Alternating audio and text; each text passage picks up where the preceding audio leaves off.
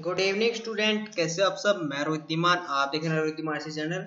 और सबसे पहले मैं आपको बताना चाहूँगा, आज इस वीडियो के अंदर जो आपके 51 से 75 क्वेश्चन है, इसके अंदर बहुत से डाउट और बहुत से क्वेश्चन क्लियर हो जाएंगे जो एग्जाम के अंदर पुट होते हैं। बहुत ही बेसिक क्वेश्चन रहेगा और इम्पोर्टेंट क्वेश्चन भी रहेंगे, तो प्लीज इस वीडियो को कंप्लीट देखिए। और जो हमारा टॉपिक है रेविजेशन and air conditioning MCQ question and answer, आज हम लेके हैं थर्ड पार्ट 51 से 75। और जिन बच्चों ने अब तक बैक वाले क्वेश्चन नहीं देखे हैं तो पहले वो देख लें, उसके बाद 51 से 75 देखें, ताकि अच्छी प्रकार से आपको समझ में आ सके स्टार्टिंग कहाँ से हुई थी। तो चलिए हम स्टार्ट करते हैं हमारी आज की video, MCQ question of RAC trade. लेकिन उससे पहले हम बता दूं, जिन बच्चों ने अब तक चैनल को सब्सक्राइब नहीं किया वो सब्सक्राइब कर ले और प्लीज वीडियो को ज़्यादा से ज़्यादा शेयर करें। एंड कमेंट बॉक्स में लिखो आपको वीडियो कैसी लगी, एंड प्लीज वीडियो को और चैनल को लाइक जरूर करें। क्वेश्चन नंबर 51 है, for sensible heating the air is passed over heating coil which may be. हमारा सेंसिबल हीटिंग में जब एयर पास होती है और हीटिंग कॉइल में से, तो क्या होगा। ए ऑप्शन है इलेक्ट्रिक रेजिस्टेंस कॉइल होगा, be hot water pass through coil होगा, या सी स्ट्रीम पास थ्रो कॉइल्स होगा, या D all of the above. तो इनमें से क्या होगा। मतलब सेंसिबल हीटिंग का मतलब क्या है, हमको हीट प्रोड्यूस करनी है कब, जब एयर हमारी पास हो रही है ओवर हीटिंग कॉइल में से। तो क्या हम अप्लाई कर सकते हैं, इलेक्ट्रिक रेजिस्टेंस कॉइल यूज कर सकते हैं, हॉट वाटर कॉइल्स के अंदर यूज कर सकते हैं, या स्ट्रीम पास कॉइल यूज कर सकते हैं, या D all of the above. तो ये तीनों से ही इलेक्ट्रिक या हीट प्रोड्यूस हो रही है, तो इसका जो राइट आंसर रहेगा ऑप्शन डी रहेगा, D all of the above. मतलब सेंसिबल हीटिंग हम कैसे क्रिएट करेंगे, जब एयर पास करेंगे ओवर हीटिंग कॉइल में से।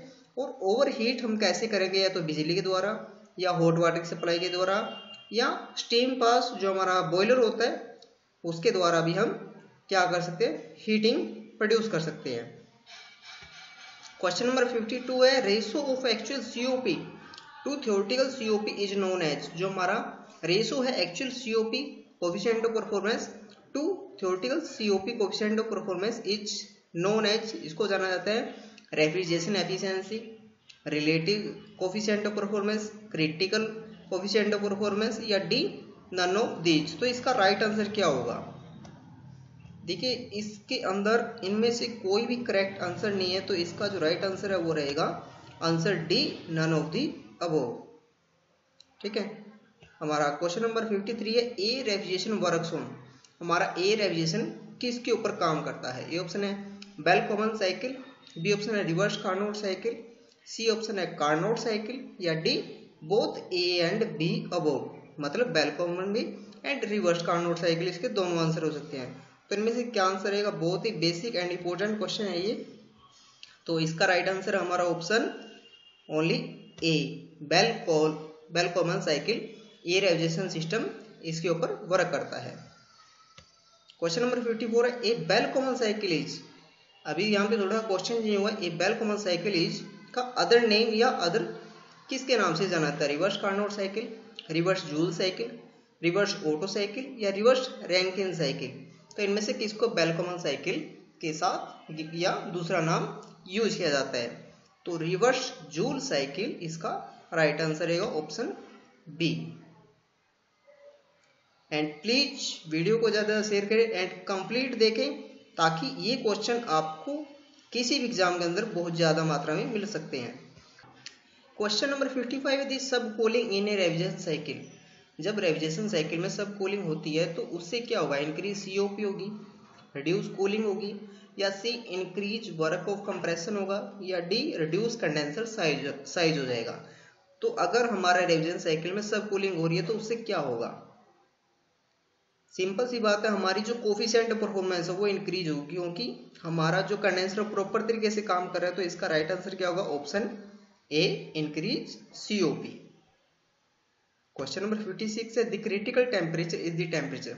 क्रिटिकल टेम्परेचर कौन सा टेम्परेचर होता है, जो ए ऑप्शन है below which a gas is always liquefied, B option है above which a gas will never be liquefied, C option है above which a gas will explode, option D below which a gas does not obey gas law. तो इनमें से critical temperature कौन सा temperature होगा। तो इसका राइट आंसर है ऑप्शन ई। ओ ये तो है ना ऑप्शन में, तो चलो कोई बात नहीं, इसका राइट आंसर मेरे को लगता है आपके माइंड में चल रहा है और आपको पता होना चाहिए। इसका राइट आंसर हमारा option B, above which a gas will never be liquefied, इसका राइट आंसर रहेगा। क्वेश्चन नंबर 57 है, to liquefy a gas the temperature must be, मतलब एक लिक्विफाई गैस है तो उस टाइम टेम्परेचर क्या होना चाहिए या क्या होगा? More than critical temperature, B option है less than critical temperature, C option है equal to critical temperature and D none of the above. इनमें से कौन सा टेम्परेचर रहेगा जब हमारी गैस लिक्विफाई होगी? तो हमारी जो गैस होगी उस टाइम क्या होगी? लेस देन क्रिटिकल टेम्परेचर रहेगी। क्वेश्चन नंबर 58 है, the critical pressure of a liquid is the pressure. Critical pressure जो है, जो हमारी जो लिक्विड है उस टाइम उसका प्रेशर क्या रहेगा? Below which a liquid will remain a liquid, B option above which a liquid will remain a liquid, C option above which a liquid will turn into vapour and D option है above which a liquid will explode. तो इनमें से right answer क्या होगा या क्या होगा? The critical pressure of a liquid is the pressure, right answer is option B, above which a liquid will remain a liquid. और मैं चाहता हूं कि प्लीज आप इन क्वेश्चनों को साथ में किसी कॉपी पे नोट करते रहे ताकि आपकी लास्ट में एक नोटबुक तैयार हो सके या एक नोट्स तैयार हो सके, जब भी कोई एग्जाम आए तो उनको पढ़ के आप अच्छी प्रकार से उसको क्रैक कर सके। नेक्स्ट क्वेश्चन है question number 59, if the ratio of highest to lowest absolute temperature is 1.5 then the COP of a heat pump working on a reversed Carnot cycle will be। मतलब क्या कह रहा है? अगर हमारा रेशो क्या है? हाईएस्ट टू लोएस्ट, हाई से लो की तरफ एब्सोल्यूट टेम्परेचर क्या आ रहा है? 1.5 आ रहा है, तब हमारी COP of A heat pump, हमारी COP हीट पंप की वर्क कर रहा है रिवर्स कार्नोट साइकिल पे, क्या होगा? 2 रहेगी, 4, 3 या 6? क्या पूछ रहा है? COP पूछ रहा है। तो हमारी यहाँ पे COP क्या रहेगी? वो रहेगी 2। ठीक है, इसको आप फाइंड भी कर सकते हो, लेकिन मैं यहाँ पे डायरेक्ट आंसर ही बताना चाहूँगा। ठीक है, क्वेश्चन नंबर 60 है, एज कंपेयर्ड, यहाँ पे क्वेश्चन 60 नहीं है जी। As compared on a refrigerator system, heat reject as compare to heat absorbing. अगर हम कंपेयर करें रेफ्रिजरेशन सिस्टम और हीट अब्जॉर्ब को, तो उनमें से हीट रिजेक्ट कैसा रहेगा कंपैरिजन टू हीट अब्जॉर्बर की तुलना में? ये ऑप्शन है more, B less, C equal या D none of the above. इनमें से क्या रहेगा? तो इसका हमारा राइट आंसर रहेगा ऑप्शन ए, मोर रहेगा। As compared on a refrigerator system, heat reject as compare to heat absorb. जब हम हीट अब्जॉर्ब से तुलना करेंगे तो हमारा जो रेफ्रिजरेटर सिस्टम है वो क्या होगा? ज्यादा रहेगा, किसकी अपेक्षा? हीट अब्जॉर्बर की अपेक्षा। क्वेश्चन नंबर 61 है, refrigerator based on the principle that fluid absorb heat while changing from a liquid phase to vapour phase to liquid phase is known as. चलो सबसे पहले मैं आपको इसकी हिंदी बता देता हूँ। मतलब ये क्या कहना चाह रहा है? हमारा रेफ्रिजरेटर किस सिद्धांत के ऊपर काम कर रहा है? जब हमारा फ्लूइड अब्जॉर्ब मतलब हीट को अब्जॉर्ब कर रहा है और चेंज हो रहा है फ्रॉम ए लिक्विड फेज से वेपर फेज में और टू लिक्विड फेज और वेपर से लिक्विड फेज में, तो इसको क्या नाम से जानेंगे? Vapour compression refrigerator, vapour absorption refrigerator, mechanical refrigerator या D none of the above. तो इनमें से एक किस सिद्धांत के ऊपर हमारा रेफ्रिजरेटर इस टाइम पे कार्य कर रहा है जब हमारा रेफ्रिजरेंट लिक्विड से वेपर और vapour phase to liquid phase, vapour से लिक्विड एंड लिक्विड से वेपर फेज में चेंज हो रहा है? तो हम इसको कौन से सिद्धांत के ऊपर कार्य कर रहा है हमारा रेफ्रिजरेटर? तो हमारा ये कर रहा है वेपर अब्जॉर्प्शन रेफ्रिजरेटर पे। आगे चलते हैं, question number 62, vapour absorption refrigeration system as compare to vapour compression refrigeration system require. जब हमारा वेपर अब्जॉर्प्शन रेफ्रिजरेशन सिस्टम है उसको कंपेयर करेंगे वेपर कंबेशन रेफ्रिजरेशन सिस्टम से, तो हमको क्या रिक्वायर है? More work input, B less work input, C same work input या D none of the above. तो इनमें से क्या होगा? अगर हम वेपर अब्जॉर्प्शन रेफ्रिजरेशन सिस्टम को कंपेयर करेंगे वेपर कंबेशन सिस्टम से, तो हमारा जो वर्क इनपुट है वो बढ़ जाएगा, कम होगा, बराबर रहेगा या इनमें से कुछ नहीं होगा? तो इनमें से क्या रहेगा? ये आपको ही पता है कि वेपर अब्जॉर्प्शन की जब भी हम तुलना करते हैं तो वो हमेशा वेपर कंप्रेशन से लेस मिलता है। तो option answer B less work input रहेगा। Question number 63 and vapour absorption refrigeration. हमारा वेपर अब्जॉर्प्शन रेफ्रिजरेशन क्या है? गिव क्विट ऑपरेशन एक साइलेंट ऑपरेशन है।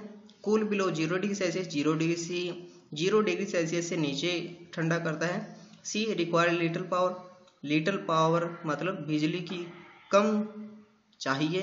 या D all of the above, या ये सभी वेपर अब्जॉर्प्शन सिस्टम में आते हैं। तो इनमें से क्या रहेगा हमारा राइट आंसर? तो इनमें से हमारा राइट आंसर रहेगा option D all of the above, क्योंकि एक साइलेंट यूनिट है 0 डिग्री सेल्सियस पे और इसके अंदर रिक्वायर्ड लिटिल पावर, इसके अंदर बिजली की बहुत कम, वैसे तो जरूरत ही नहीं होती है, ये एक हीट एनर्जी सिस्टम है। ठीक है, तो इसका आंसर रहेगा answer D all of the above. Question number 64 है power required in vapour absorption refrigeration system as compare to vapour compression system is.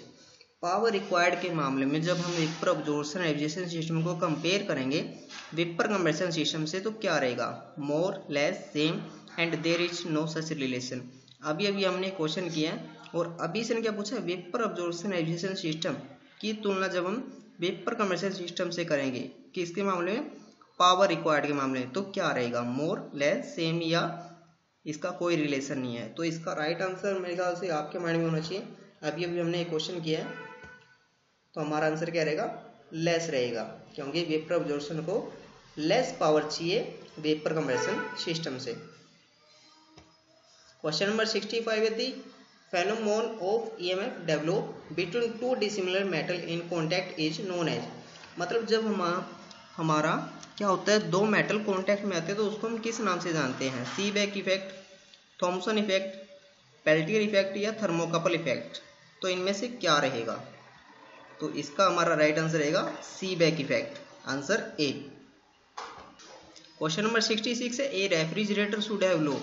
Refrigerator में क्या कम होना चाहिए? Boiling point, specific heat of liquid, specific volume of vapour, या D all of the above. तो इनमें से क्या होना चाहिए? मतलब क्या पूछ रहे हैं, एक रेफ्रिजरेटर के अंदर क्या क्या कम होना चाहिए? Boiling point, specific heat of liquid, specific volume of vapour, या D all of the above. तो इनमें से क्या क्या हमारा रेफ्रिजरेंट में लो रहना चाहिए?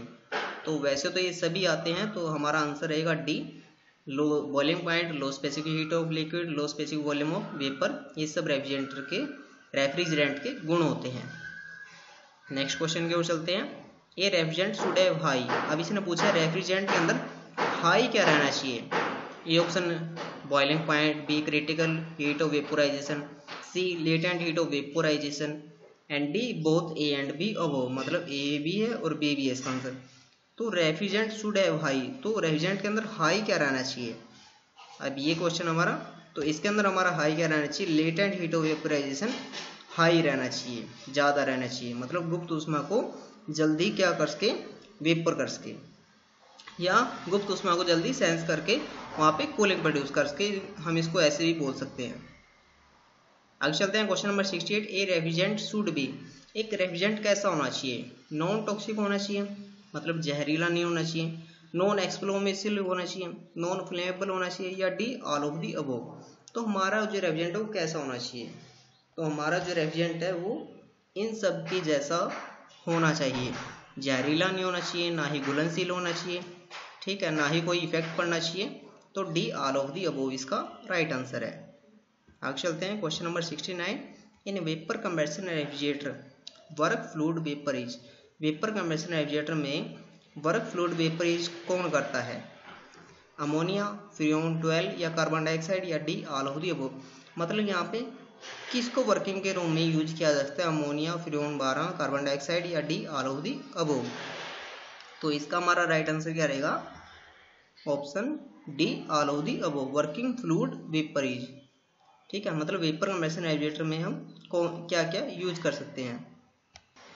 पर यहाँ पे मुझे थोड़ा सा डाउट है इस आंसर पे, क्योंकि working fluid vapour and refrigerator दिया, अगर वेपर कंप्रेशन साइकिल है तो इसका आंसर ये करेक्ट है। अगर रेफ्रिजरेटर में हम अमोनिया नहीं यूज करेंगे, इस क्वेश्चन में थोड़ा डाउट रहेगा 69 पे।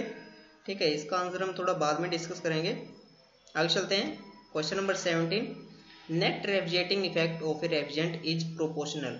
मतलब हमारा जो रेफ्रिजरेटिंग इफेक्ट है वो रेफ्रिजरेंट किस प्रकार से समान होना चाहिए। Directly to latent heat of refrigeration, directly to square of latent heat of refrigerant, C to latent heat of refrigerant, या D none of the above.